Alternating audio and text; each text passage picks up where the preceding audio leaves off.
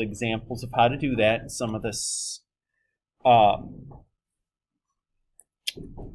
in. Hi, Miss McCaskey. Can I see box in your computer? Sure.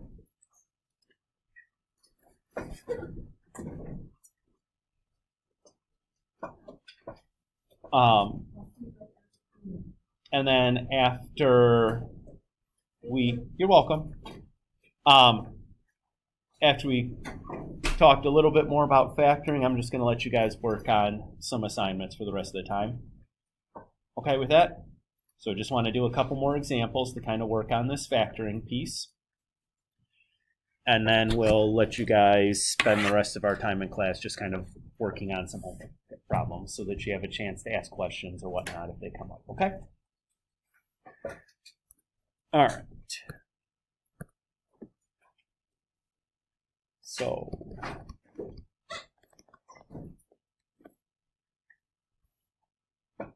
we discussed the process earlier, so I'm just going to kind of start with some examples, just kind of get us refreshed and see the process kind of streamlined in action, since we've already went and explained what to do.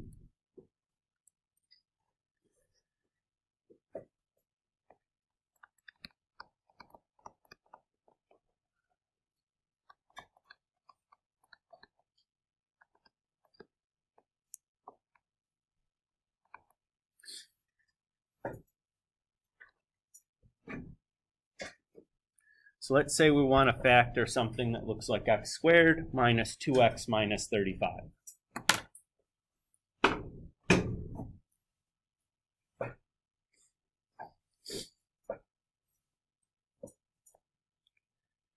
So what we need to do is we're going to start by finding the two numbers that multiply. Well, first thing we should do is identify the values for a, b, and c.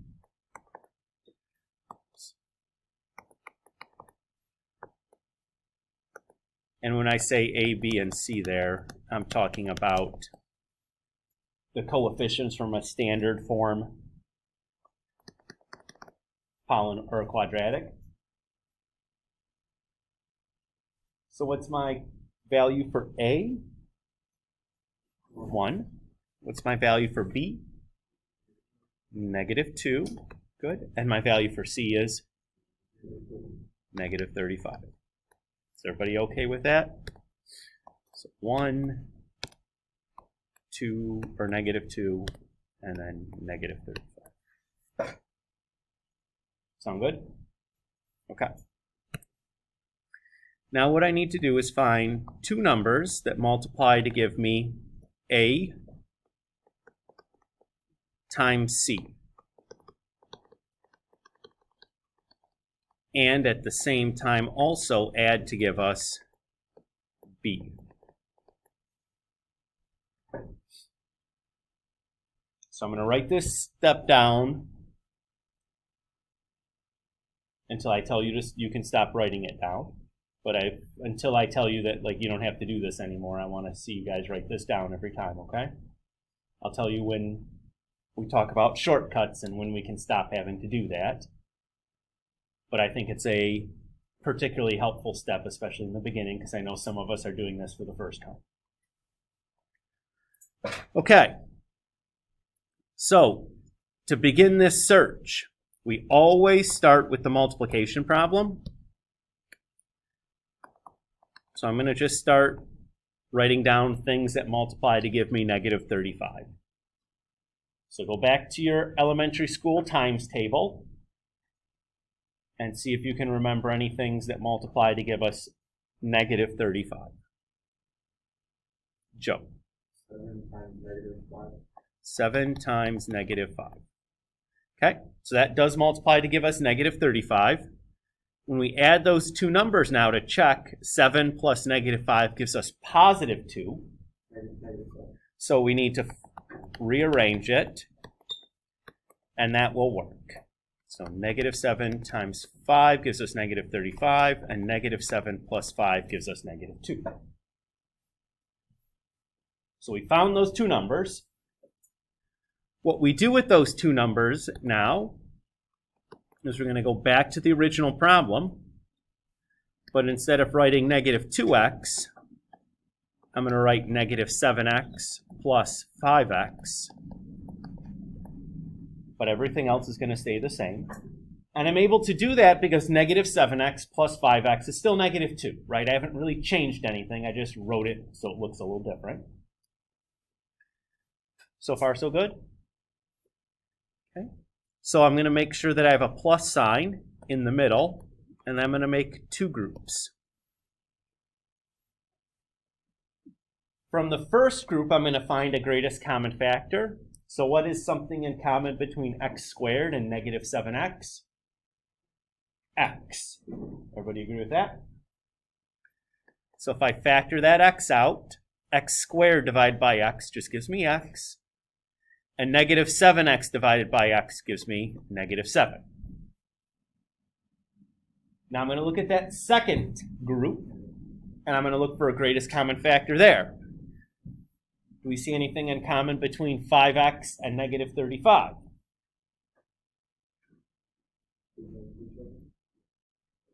So a number that goes into both of them? 5, right? Everybody agree with that? So when I factor that 5 out, 5x divided by 5 is x. Negative 35 divided by 5 is negative 7. Everybody's okay with that? Now I'm going to look at this as one piece and this as one piece, and look for something in common between these two. Hopefully you can see that there's an x minus 7 in common. Everybody see that? So if I factor the x minus 7 off, I'm left with x plus 5. And that's my final answer. Can you explain that last part? Yeah, so this is just like taking a greatest common factor off. So let's just make a little aside here. So if I had a times x plus, x times a plus 5 times a, the greatest common factor there would be a, right? And you'd be left with a times x plus 5.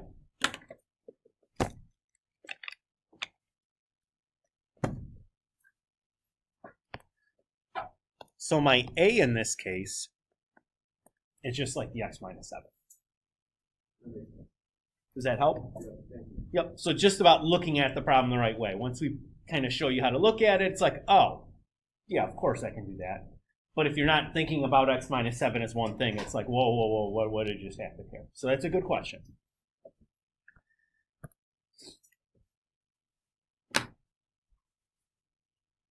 Does this get more complicated than this? Not really.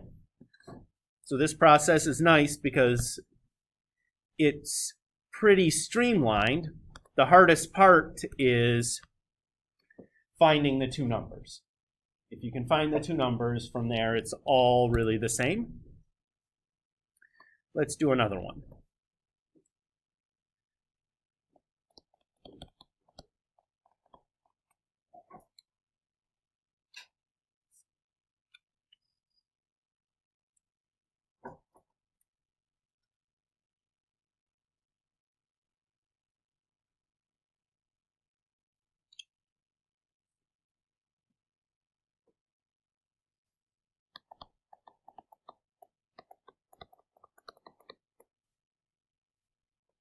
So let's say we have 10x squared minus 7x minus 12.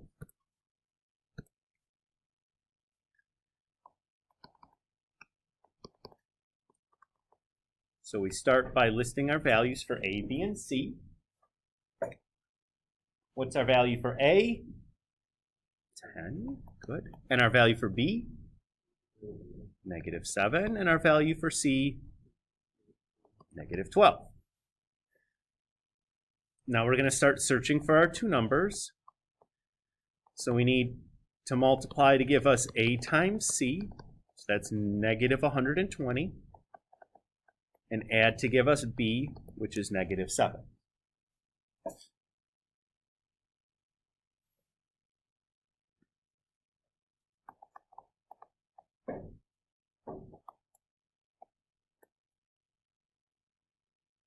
So, things that multiply to give us negative 120.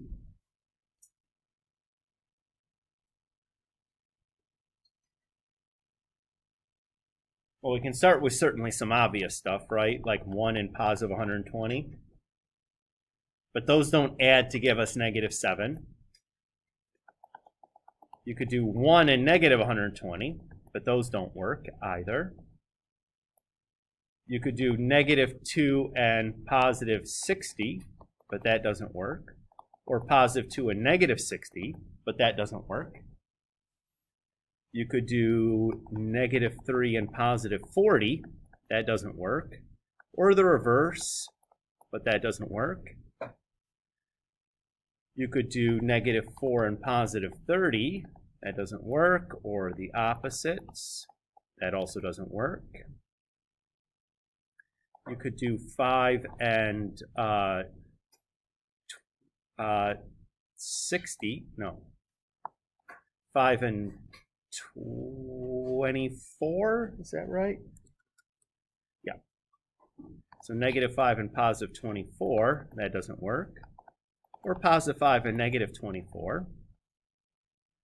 Okay, we'll keep going. Negative 6 and positive 20. Positive 6, those work either. 7 doesn't go into 120, so we don't have to worry about that one. We have negative 8 and positive 15. Ooh, that's so close. Right, that's giving us positive 7. We need it to give negative 7. So we just end up reversing the signs, and that's the one that works. So you see what, especially when the number was kind of big, what I did is I just systematically went through and looked for pairs of numbers, starting with 1 and whatever, then 2 and whatever, and then 3 and whatever. And you could just use your calculator to find the whatever, right? Just do like 120 divided by 5 and it give you 24. So 5 and 24, do those work. Particularly if you're not good at your times tables, or in the case of this one where the number was pretty big, to come up with 8 and 15 just by trial and error would have probably taken a while. But if you go systematically through it, it never gets so bad. You know what I mean? Okay, so we found the two numbers. Great. So what we do then is we go back to our original problem and we replace the minus 7x with 8x plus negative 15x.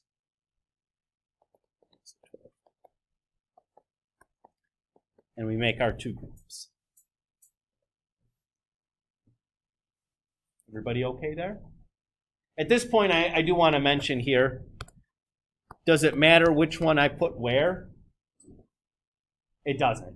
So you might get, your factors might be in a different order than mine if you put the negative 15 and the negative 8 in the opposite places. But you'll end up with the same, it's really the same answer because you can multiply in any order, right? Worth mentioning. Okay. So looking at the first group, what's there in common between 10x squared and 8x? There's more than just x, though. 2x, right? Everybody agree with that? That there's a 2 in common between the 8 and the 10, and an x in common between the x squared and the x. Everybody okay? So we need to make sure we get it all, or things don't quite work out, right? So 10 divided by 2 is 5. X squared divided by x is x. 8 divided by 2 is 4. And x divided by x just kind of cancels out. Everybody's okay with what we did there? Okay. We'll move on to the next part. What do we see in common between negative 15x and negative 12? 3. Close. Negative 3. So why do I want -3 versus +3? We'll show you guys in just a second. So negative 15x divided by -3 becomes positive 5x. And negative 12 divided by -3 becomes positive 4. And in order for us to proceed, these two pieces need to be identical, right? If we had taken only the positive 3, those two pieces would not have been identical. That's why I knew already, looking at what I'd gotten from the first one, that I was going to need a -3 rather than a positive 3. Does that make sense? Okay. And now we look for another greatest common factor, which we've already highlighted there as the 5x plus 4. So when I factor that off, I'm left with 2x minus 3. It's really plus and negative, but I'm going to write it as minus because it's the same thing. And we're done. There's our factored form. Notice that this is not technically an intercept form, but we'll call this factored for our purposes.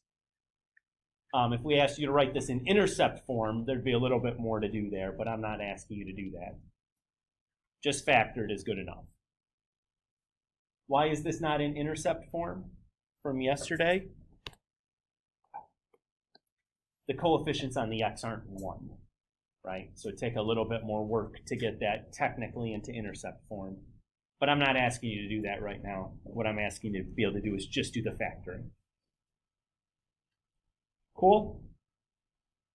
Okay, we're going to stop here because I want to make sure that we leave plenty of time for you guys to do some practice.